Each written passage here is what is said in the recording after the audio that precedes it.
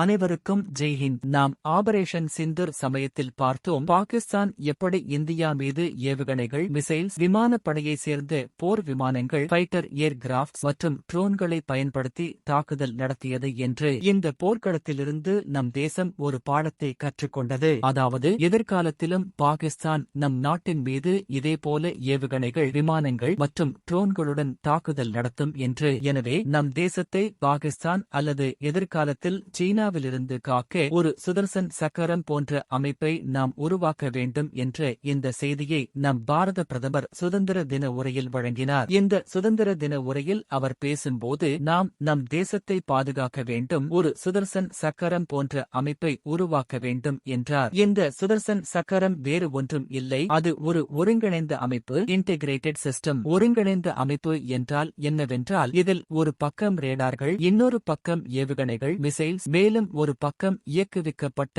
ஆற்றல் ஆயுத அமைப்புகள், டைரக்டட் எனர்ஜி வெப்பன் சிஸ்டம்ஸ் ஆகியவை இருக்கும். இது என்னவென்று நான் உங்களுக்கு இந்த விரிவுரையில் விளக்குகிறேன், கேளுங்கள். இந்த செய்தி என்னவென்றால், நேற்று விமானப்படை தளபதி பேசுகையில், வானத்தின் விளிம்பிற்கு அப்பால் உள்ள ரேடார்கள், ஓவர் த ஹரைசன் ரடார்ஸ், ஆற்றல் ஆயுதங்கள், எனர்ஜி வெப்பன்ஸ், செயற்கைக்கோள்கள், சேட்டலைட்ஸ் ஆகியவை சுதர்சன் சக்ராபான் பாதுகாப்பு கவசத்தில் ஏர் டிஃபென்ஸ் ஷீல்ட் ஒருங்கிணைக்கப்படும் என்றார். உதாரணமாக, இதை நம் இந்திய வரைபடத்தின் வெளிக்கோடு என்று வைத்துக் கொள்வோம். இந்த இந்திய வரைபடத்தில் ஒரு வகையில் பாகிஸ்தான் நம்மை பாகிஸ்தான் பக்கமிருந்து தாக்கலாம், ஒருவேளை வங்கதேசமும் சில நகரங்கள் மீது தாக்க வாய்ப்புள்ளது. அதேபோல சீனாவும் நம் நாட்டின் மீது தாக்க வாய்ப்புள்ளது. மேலும் இந்த தாக்குதல்கள் நில எல்லைகளில் இருந்து மட்டுமே வரும் என்பதல்ல, ஒரு தாக்குதல் எந்த நீர்மூழ்கி கப்பலில், சப்மரீன் இருந்தோ அல்லது எந்த கடற்படை அமைப்பிலிருந்தோ, நவல் சிஸ்டம் கூட தொடங்கப்படலாம். அதாவது, ஒரு கப்பலில் இருந்து கூட இந்தியா மீது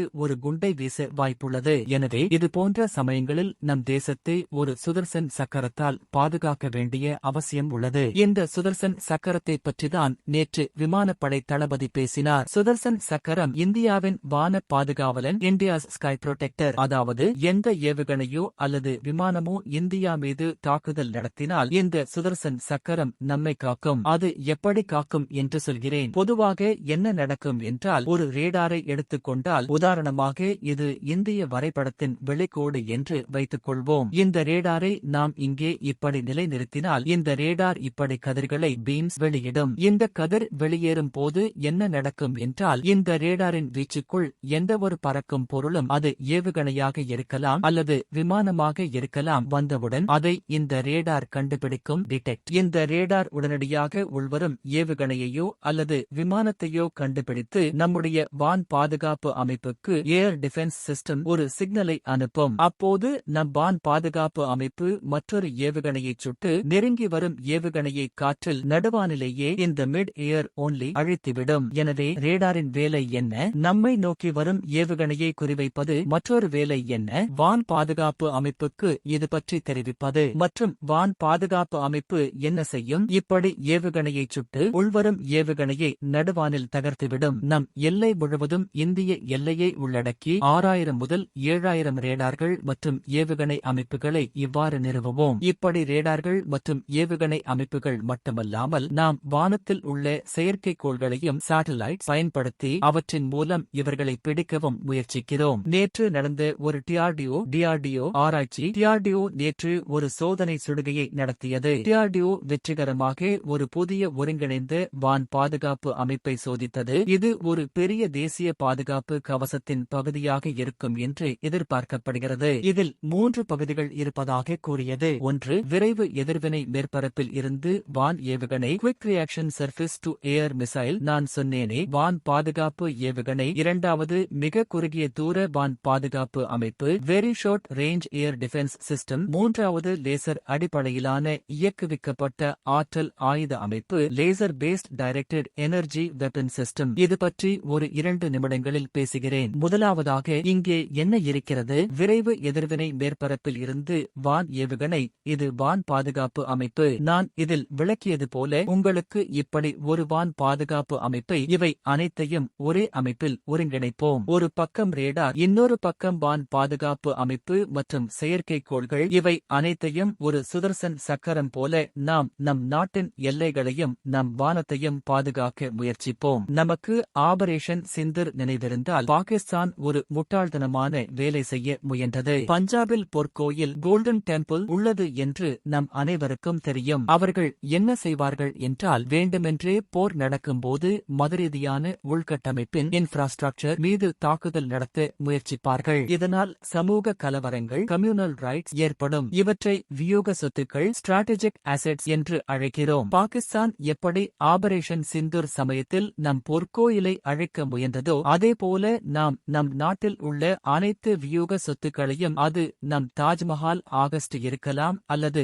நம்முடைய முக்கியமான ஏதாவது அணுசக்தி தளமாக நியூக்ளியர் சைட் இருக்கலாம், அல்லது ஒரு விமான நிலையமாக ஏர்போர்ட் இருக்கலாம், அல்லது ஒரு ரயில் நிலையமாக ரயில்வே ஸ்டேஷன் இருக்கலாம். எதுவாக இருந்தாலும் இப்படிப்பட்ட சொத்துக்கள் அனைத்தையும் அடையாளம் கண்டு அவற்றிற்கு ஒரு கவச பாதுகாப்பை, ஷீல்ட் புரொடெக்ஷன் கொடுத்து ரேடார்கள், செயற்கைக்கோள்கள் மற்றும் வான் பாதுகாப்பு அமைப்பின் ஆதரவுடன் உள்வரும் ஏவுகணைகளை நம்மால் அழைக்க முடியும். நம் பிரதமர் கூறியது போல 2035 வரை நாம் இப்படி 6000 முதல் 7000 அமைப்புகளை நம் இந்தியா முழுவதும் உள்ளடக்குவோம். சமீபத்தில் பாகிஸ்தான் சவுதி அரேபியாவுடனும் ஒரு பாதுகாப்பு ஒப்பந்தத்தில் கையெழுத்திட்டது என்று நம் அனைவருக்கும் தெரியும். எனவே எதிர்காலத்தில் பாகிஸ்தானிலிருந்து மட்டுமல்லாமல் நமக்கு சவுதி அரேபியாவில் இருந்தும் கூட ஏவுகணை நம்மை நோக்கி வர வாய்ப்புள்ளது. எனவே நிச்சயமாக அதை குறிவைத்து அதை வானத்திலேயே தகர்க்க நாம் இந்த சுதர்சன் சக்கரத்தை வைத்துள்ளோம். இதில் ஒரு பகுதியாக இயக்குவிக்கப்பட்ட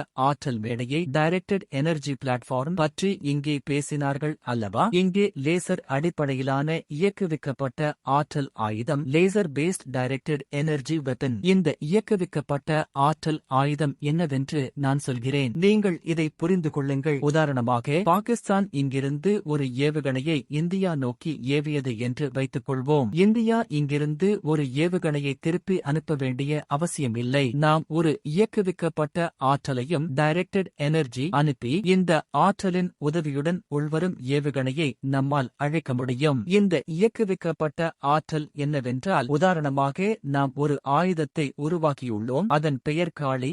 காளி என்றால் இங்கே kilo ampere laser injector, kilo ampere laser injector என்று அர்த்தம். நாம் என்ன செய்வோம் என்றால், ஒரு 5000 ஆம்பியர்கள் ஆற்றலை, அதாவது கிட்டத்தட்ட 200 வீடுகளுக்கு நாம் மின்சாரம் இயக்க எவ்வளவு தேவைப்படுமோ அவ்வளவு மின்சாரத்தை ஒரு லேசர் வடிவில் இயக்கி வரும் உள்வரும் ஏவுகணை மீது அல்லது விமானத்தின் மீது செலுத்துவோம். எனவே ஒரு நொடி பொழுதிலேயே இவ்வளவு ஆற்றல் இயக்கப்பட்டு ஒரே புள்ளியில் செல்லும் போது அந்த உள்வரும் ஏவுகணை ஆகட்டும், உள்வரும் விமானம் ஆகட்டும், அது அங்கேயே சாம்பலாகிவிடும், டஸ்ட். ஏனென்றால் அவ்வளவு ஆற்றலை நாம் ஒருமுகப்படுத்தி அதன் மீது அனுப்பினோம். எனவே இதைத்தான் லேசர் இயக்குவிக்கப்பட்ட ஆற்றல் ஆயுத அமைப்பு என்கிறோம். இங்கே நாம் எந்த ஏவுகணையையும் தயாரிக்க வேண்டிய அவசியமில்லை, எந்த விமானத்தையும் தயாரிக்க வேண்டிய அவசியமில்லை. ஆற்றலை மட்டும் ஒருமுகப்படுத்தி ஒரு கதிர் வடிவில் உள்வரும் இலக்கின் மீது அனுப்பினால் போதும். நாம் உருவாக்கிய இந்த காளி அமைப்பையும் நாம் இப்படி சுதர்சன் சக்கரத்தில் ஒருங்கிணைத்துள்ளோம். இது